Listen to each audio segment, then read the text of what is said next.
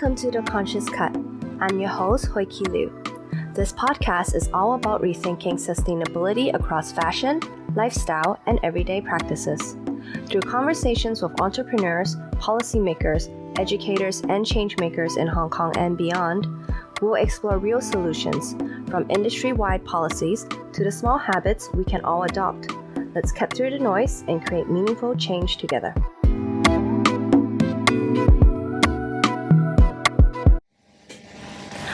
Welcome back to The Conscious Cut. Last time we sat down with Dr. Christina Dean, founder of Redress, to unpack the big picture of sustainable fashion, exploring how Asia's manufacturing giants and global trends are shaping a more circular economy. Today, we're zooming in with Nissa Cornish, Redress Director of Partnerships, to get a closer look at what's happening right here with each of us. Based in Hong Kong, Nissa is the force behind building partnerships and campaigns that make sustainability real by sparking action. Like the upcoming Redress Month in May that brings sustainability home to our closets and community. Nissa, I'm so happy to have you here with us. Let's go dive right into the details. Sure. Thank you for having me. So first, let's start with a bit on your background. You joined Redress 7 years ago. Why did you join Redress? Like what brought you to Hong Kong and what brought you to Redress? I have a pretty unique story that almost seems like it was custom designed for me to end up at Redress. I came to Hong Kong in 2001. I was a model at the time. And so as a model, I got really up close and personal with the fashion industry and how wasteful it was. And I, at that time, even was really, it made an impression on me how wasteful and marketing driven and trend driven fashion was. But there wasn't anything I could do about it. I mean, I was a model, so I just kind of did the job. And then as that career tapered off, I began doing a lot of volunteering and found my passion working in environmental nonprofits. And I worked at a nonprofit called the Hong Kong Cleanup for a number of years, and developed my knowledge and my network around sustainability, so that when the opportunity to work at Redress came up in 2018, it was like this beautiful convergence of my passion for fashion and my passion for sustainability and my knowledge of both of those areas. I was like, there's nowhere else I could work that would be such a perfect use of what my life experience has been so far. And it has been amazing. Now being able to work in a place that addresses the issues I used to see as a model, it's like come full circle. It's really fantastic for me. Okay, so that's a very clear path and picture. It all led up to this point. Yeah, you're probably one of my guests that has the most clear paths and pictures to date. Like, this was what I was doing, so obviously. Yeah, and yet it was all kind of these random experiences that just led, I didn't even know this was going to happen, but it all led to the right thing for me. Yeah.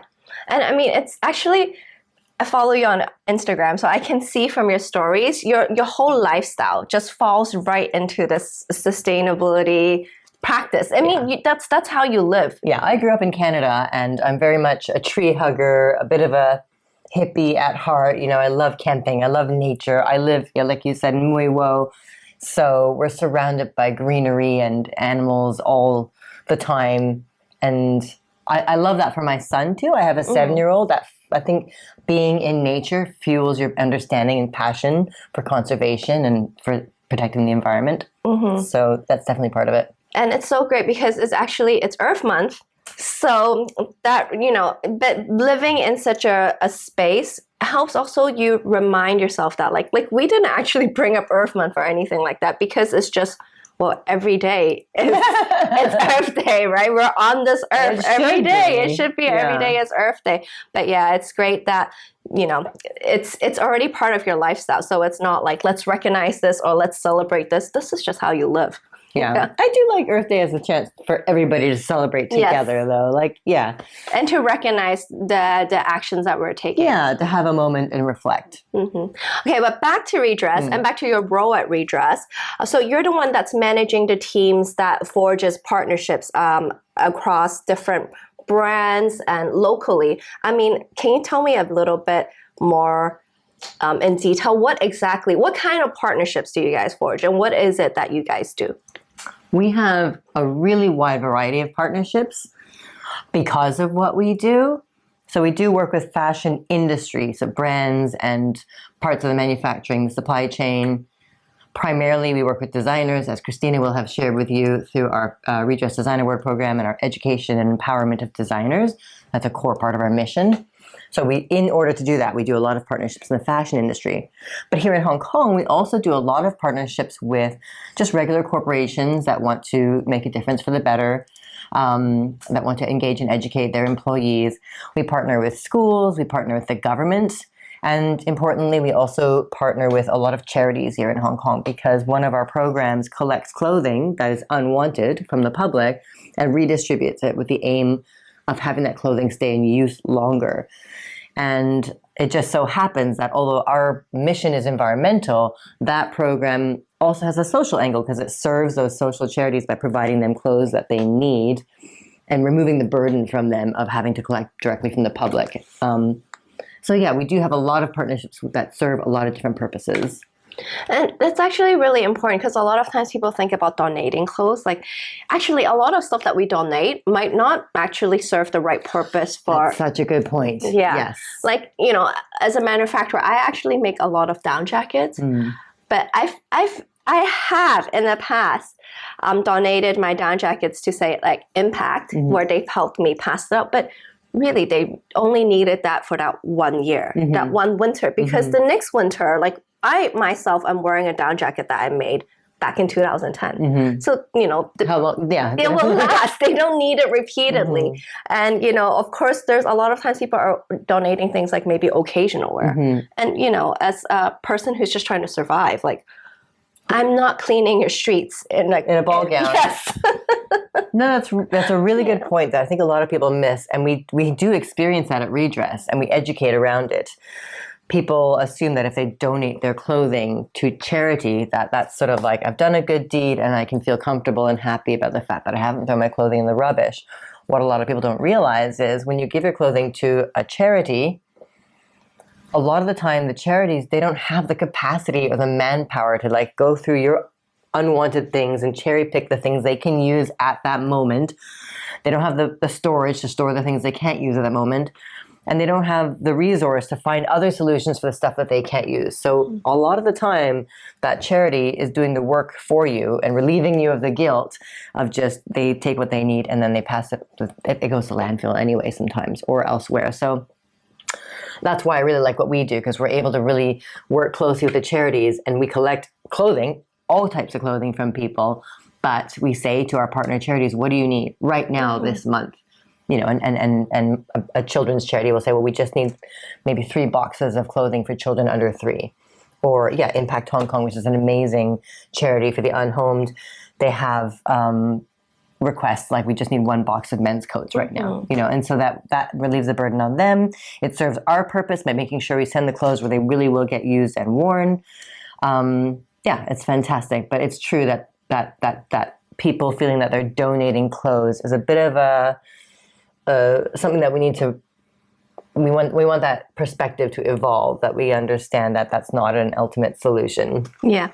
So I think that's so great. I mean, this is not part of the plan so far, but I'm just going to say that because that is what part of Get Redress Month is about, right? A huge part of the program is about bringing in companies, volunteers, just everyday people to come and sort. Because only when you do the sorting is when you realize, like, donating is not the end and it's not the solution at all. Like we actually need to get the right things into the right hands and know where to put the things that's unwanted at the end of the day, because people seem to forget that warehouse charges in Hong Kong is insane. No one has space for your trash, right? And people tend to donate winter clothes at the end of winter and things like that. And also you mentioned something earlier that I think is important to note, which is that not all clothing can have a second life. Even we collect clothing with the sole purpose of finding a new life for your unwanted stuff. But some of your unwanted stuff, nobody wants. We got, in the wake of COVID, we got donated tons and tons of business suits, good quality Italian wool business suits, and we couldn't find homes for them. We had to downcycle a portion of them. To this day, we struggle to find homes for business suits, also company uniforms, things like company volunteer day 2022. Like yes. nobody else is going to wear that clothing. So if you're going to donate clothing, we have a very strict code about donating clothing that is wearable with dignity and suits the lifestyles of the people that we're donating it to. And hopefully, like the community that's bringing in their stuff for donation, we can educate them further for them to start sorting their donations before coming in, right? Because like you said, manpower, especially for a charity, like you don't have money to hire manpower, and it's really all counting on volunteers. So if the donors can go just, a step further to first sort what they're bringing in to let you know, what's usable. And I mean, maybe it's a chance for us to push to the public that and do further education with even the design awards that you guys have, like teaching designers to actually design from existing clothing. Yes, so absolutely. There's things that like it doesn't really make sense to donate to there's clothing that doesn't really make sense to donate to people that don't need it for those occasions. So for occasional wear, maybe that's where you look at how do we redesign these pieces. Absolutely, yeah. And there are some really cool designers, the alumni of our Redress Design Award, that are doing amazing things. There's a local designer called Mayan Chen who upcycles wedding gowns. A number of designers who upcycle shirts and suits and things like that. So that's definitely a way to deal with, but the volume of waste, so much, especially pre-consumer, because you think, okay, people throw away a certain number of suits, shirts, dresses, whatever, but there's also so much waste happening before it ever hits the stores, which a lot of people don't even realize. And a lot of designers in our alumni network are now looking at how to deal with that kind of waste. Yeah. Because I was speaking to our recycling plant. Now, this is a podcast that's supposed to come out, but because I wasn't physically at the plant, I realized it's difficult for the audience to understand if I'm just talking about it. But it's something that maybe I can line up with Redress because, a lot of people don't realize for recycling, it's much easier recycling textile wastage than it is to recycle a piece of garments. Yes. Because there's so many components on your garments. And a lot of times, even when it comes to textile recycling, we always say if the textile, it's one material, a single origin material, it's much easier to recycle than it is of a mixed fiber content, like your polyester cotton. That's right. Yeah. It's very difficult to when those things are in tiny filaments, it's hard to split them up and to recycle each part, So a lot of times this is why we have to downcycle. Yeah. So the same with garment recycle, it's actually the same thing. More often than not, it can only be a downcycle process if it's not a recreated That's right. thing. And a lot of people don't realize that. They think they're giving their clothes to be recycled and it's not recyclable. Yeah. And even more so, clothing doesn't often, a lot of clothing that's post-consumer that people have worn, it no longer has the label. You don't actually know what fibers are in it, whether it's mixed or pure fibers. So there's a lot of barriers to us being able to recycle people's clothing. Also, it comes back to manpower because let's say you have a jacket, you've got your snaps, you've got the zippers. Cutting off labels and zippers and buttons and embellishments in order to have what remains of the jacket to be recyclable. It's very costly. It's very costly. Not very practical at the moment. No, yeah. So, I think just helping the consumer recognize these issues will hopefully remind people that they should be more mindful from the get-go when they pick up something or they buy something. Yeah, absolutely. So I'd like to also further keep talking about Redress Month because I know that's a huge thing that's coming up in May. How are you guys bringing in the volunteers? Who are the people that volunteer with you guys? Get Redress Month is a huge citywide campaign, and we engage a lot of companies and schools. So the companies and schools participate in our campaign through a clothing drive, often through lunch and learns or educational talks, and they also participate by volunteering. So we have an event called the Sortathon. Through the Get Redress Month clothing drive, we collect something like 20 tons of clothing.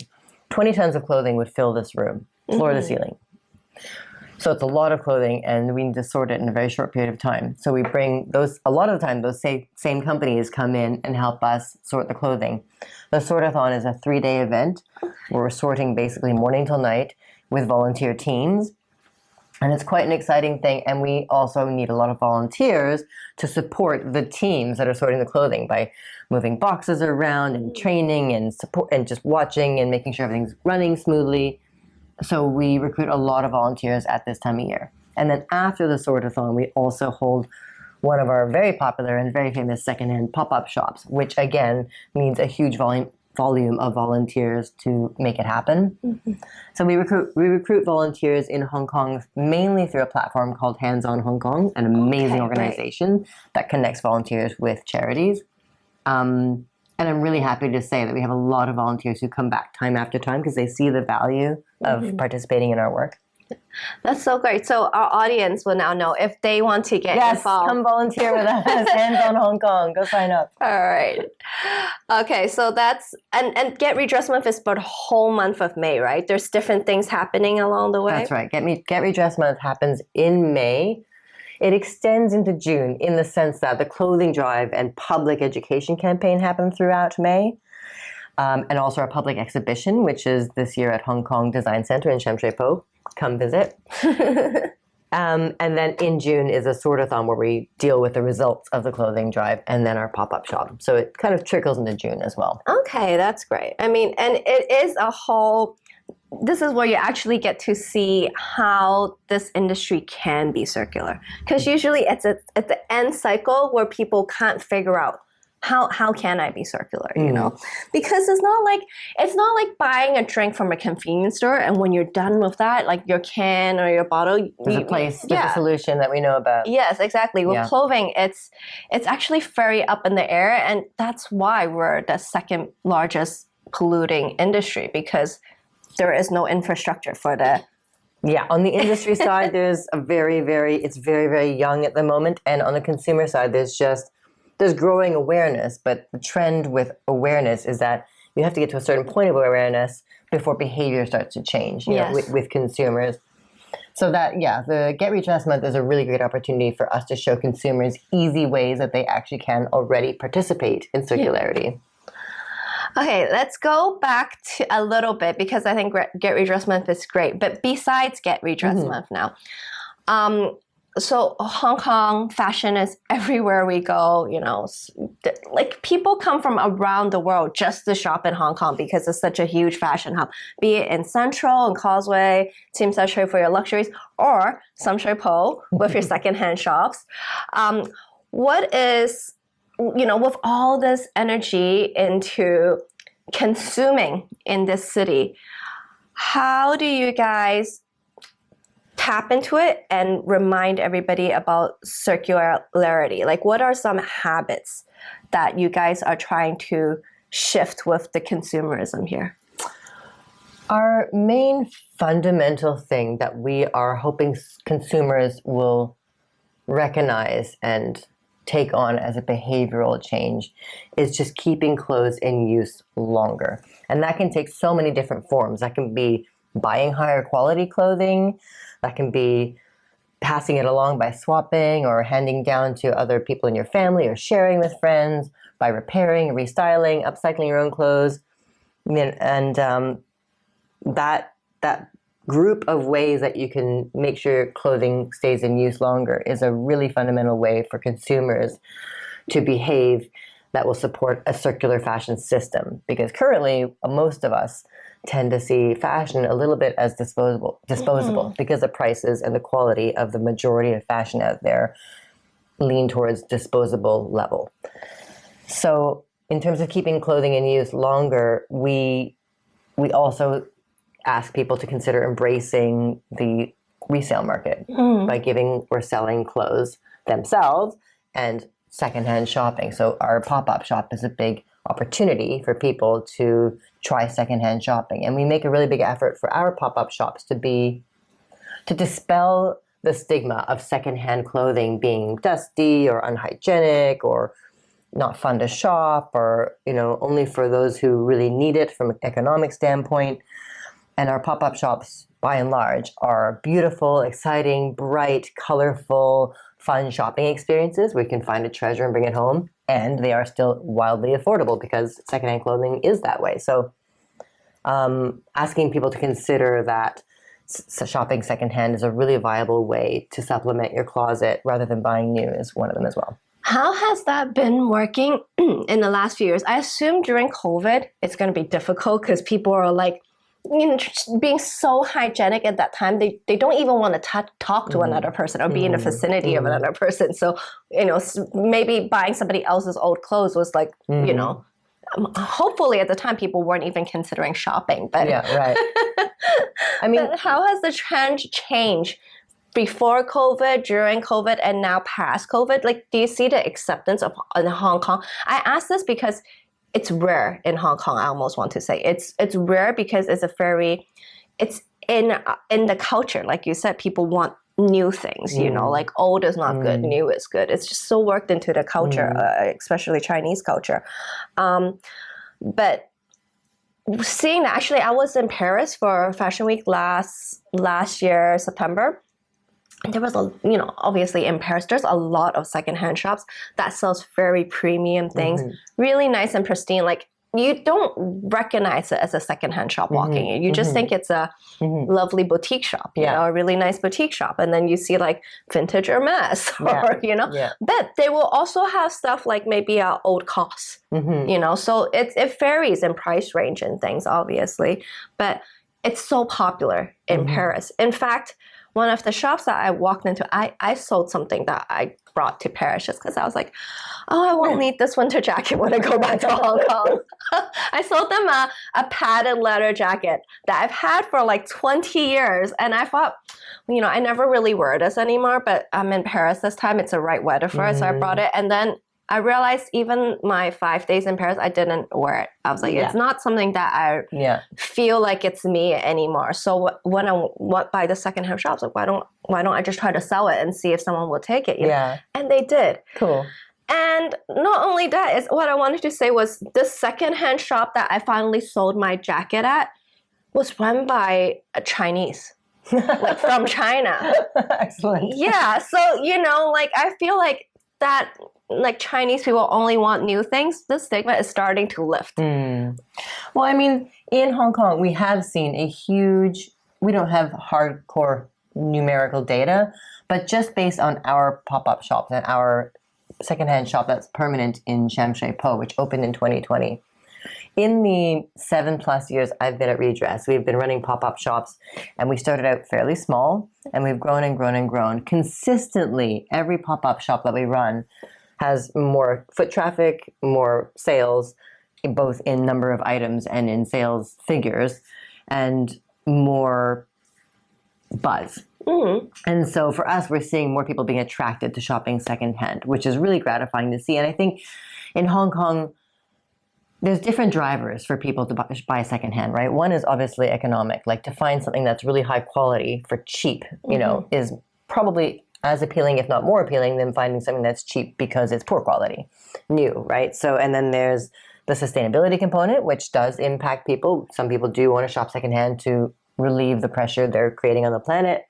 Then there's the sort of trendy fashion. I want to find something that nobody else has because it's vintage or not available this season anywhere else. That's a component. So we do get a lot of fashion bloggers and influencers and things like that shopping secondhand in our pop-ups. So, and for a lot of people, it's a combination of these drivers, right? So I think in Hong Kong, we have been trying to access people by pushing those different ways that secondhand shopping is appealing and attractive. It's not just because you can't afford better clothes. It's because you can get really beautiful, high quality stuff at a really affordable price. And it happens to also be more sustainable. Like, it's kind of a win-win.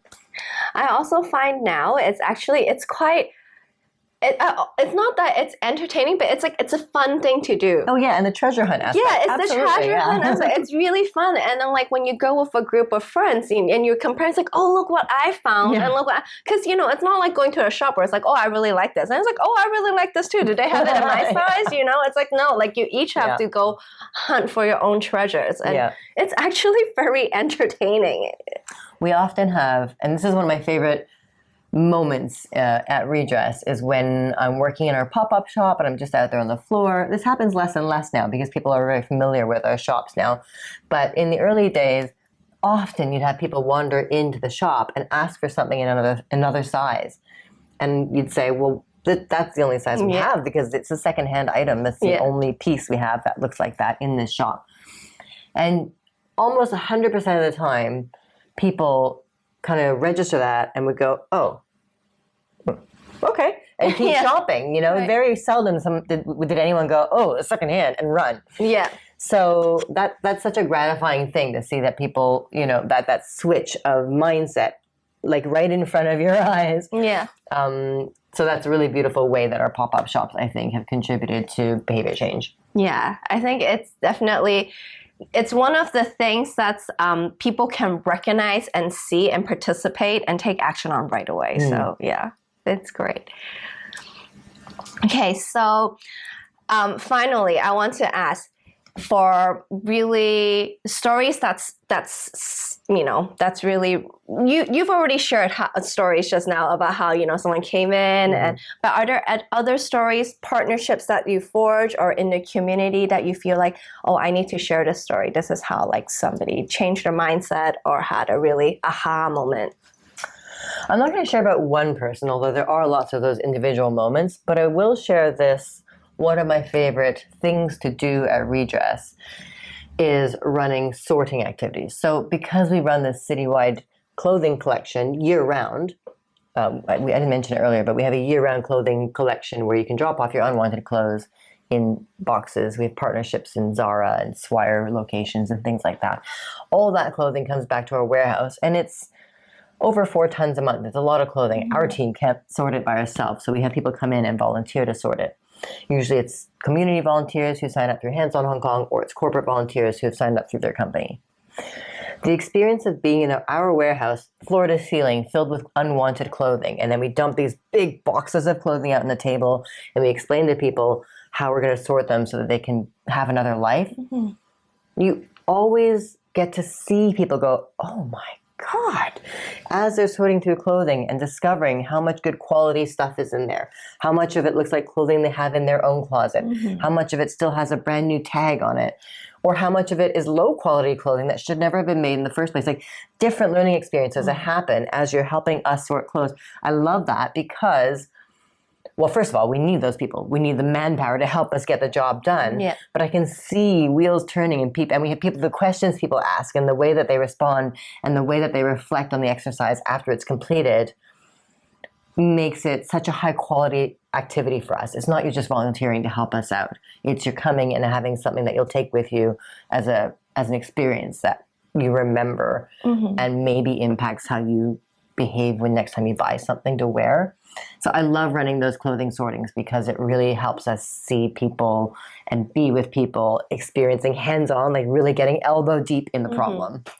And it's really important. Actually, I brought this up with Christina last time. It's so important for the corporates and the companies and the businesses, for their teams and their staff to come in, because a lot of times it's like, you've got your head of corporate or your head of sustainability department telling you guys, we're a sustainable company. We're going to be more sustainable. But then when it trickles down, it means nothing to your staff. They're just like, oh, okay, our company's changed policies. And it means nothing to them. But when they come in and they do the actual sorting, and because like for example, I'm in my office in Hong Kong. My merchandising staff, my accountant, even my pattern maker, actually all of them are very conscious shoppers, and none of them are into fashion. Right. Work in a manufacturing company. None of them are into fashion. They're all just, doing this for their career as a job. This is how they know how things run, how things do. But occasionally when, I told Christina last time how the reason I downsized my whole factory and everything is because a customer was telling us how every time he orders from me, like a good 40 to 60 pieces goes directly to waste because they need to meet our minimums. And it's cheaper for them to buy that way than to buy less and pay a surcharge. That's what happens. Yeah. So, even when my staff hears this, they think like, that's crazy. What? Yeah. Like that is insane. That's crazy. But at the same time, we are shipping everything to this client. So it's just like a story that you hear and you're like, wow, this Brian's insane. And then you go back to work. But then you separate yourself from it. It's like, that's their problem. Yeah. So, but when I'm signing them up for this sort of from this year, so they can actually get in, because we're always talking about how, we're making a difference. But to them, what they're doing on the day to day it doesn't reflect enough. It doesn't show them the difference that they're making. Even though we're giving our customers better options, more sustainable options, more choices to work towards sustainability, that's just part of a drill for them. Yeah, having the why, having that deeper understanding of where this is all coming from is definitely a really nice thing to be able to provide. Yeah, so I think this is how we actually built the community and not just touch on the surface. Yeah, that's awesome. Yeah, so that's thank exactly you what we're so much for what you guys do. Aww. All right, and do you have any tips for our audience? Personal habits that they can. Oh yeah, how much time have you got? I'll pick one, and it's the one that I always lead with, which is because people always ask the question like, "What's the most sustainable? What's the most sustainable thing I can buy?" Or what's the most sustainable thing I can wear? And my answer is always the most sustainable thing you can wear is what's already in your closet. Doesn't matter if you bought it at fast fashion, doesn't matter if you bought it at a luxury price. If you already own it, wear it. Yes. Don't go buy something else. Yeah. And I think that is a major thing for you, because I'm sure every time you get in the donations, it must be shocking how many things still have their tags on. Oh my gosh, it's shocking to me. Yeah. Yeah. And that's part of, fashion being so disposable and so cheap that if you don't like it, just put it aside, But people don't think, where is aside? Yeah. Or where is it? Such a problem. Yeah. Yeah. And we don't think about how much goes into, like, if you buy a t-shirt off the rack in a fast fashion store and the t-shirt costs you maybe less than 200, less than 100 Hong Kong dollars. And we share this all the time to kids, students in schools. Like, you don't really think about this white cotton t-shirt that you'll maybe wear once and you'll throw away because it has a bit of a stain on it. Like, someone planted cotton and then grew it and watered and fertilized it, and a whole team of people then harvested it, and then it was combed and woven and processed and treated and made into thread, and then that was woven into fabric, and that was maybe dyed and treated and processed and reprocessed and bleached, and then that was cut into patterns, and half of it was already thrown away at that point, and then that was blah blah blah blah blah blah blah down the supply chain. For $150, you don't really think about any of that. The 100 people that may have touched your piece of clothing. Exactly. I always tell people, when people think like, oh, why is this so expensive? And I'm like, you guys seem to forget how many hands this has passed through, At $100, how much did each of those people get? Penny? Yeah, exactly. Like, if they most of them at the end of the day didn't even get $1. Yeah, because then you also need to think about this, the margin that fast fashion retailer or that fashion retailer puts on the clothing. It's wild. And we naturally don't tend to think about it. And it's a crazy, this goes back to the macro set, but it's the crazy old, the way production lines were first, like, production lines only work when when you reach that curve of, oh my God, I'm suddenly losing, not profitability, but like what productivity. Yeah. The thing is, with all the ways that productivity only comes with scale, with experience, with time. So like making a first 50 piece of clothing, it's very, very slow and time consuming. But when you get to the 500 or 5,000 or 50,000, you can do it blind. Yeah. And that's where we're always talking about profitability and productivity. It's a big fight. Yeah, I would love for us to get back to a point where, or not back to a point where we spent half of our wages on clothing and therefore treasured them, but somehow take what we had in the past and what we've learned up till now and end up somewhere where we can enjoy and embrace fashion and express ourselves through our clothing and yet have respect for the clothing, you know, and treasure what we do own. And that's going to be part of that is having a more circular system in place throughout the fashion industry, so that the whole life cycle of a piece of clothing is respected and we're responsible for it, rather than currently each stage of the life cycle of clothing only takes responsibility for its stage. I, as a consumer, I'm only responsible for this piece of clothing from the moment I bought it to the moment I don't want it anymore. And I'm not responsible for what happens to get it to me, and I'm not responsible for what happens after I get rid of it. And that's the case for every member of the life cycle or the supply chain. So that doesn't work. Right? Yeah, that's why we're always like, when you're trying to take a line and bend it to a circle, you really have to break it down, like break it all apart, and then you can start to build a circle with it. But yes, thank you. And it was such a lovely conversation. And everybody, please join Get Redress Month in May. Thank you.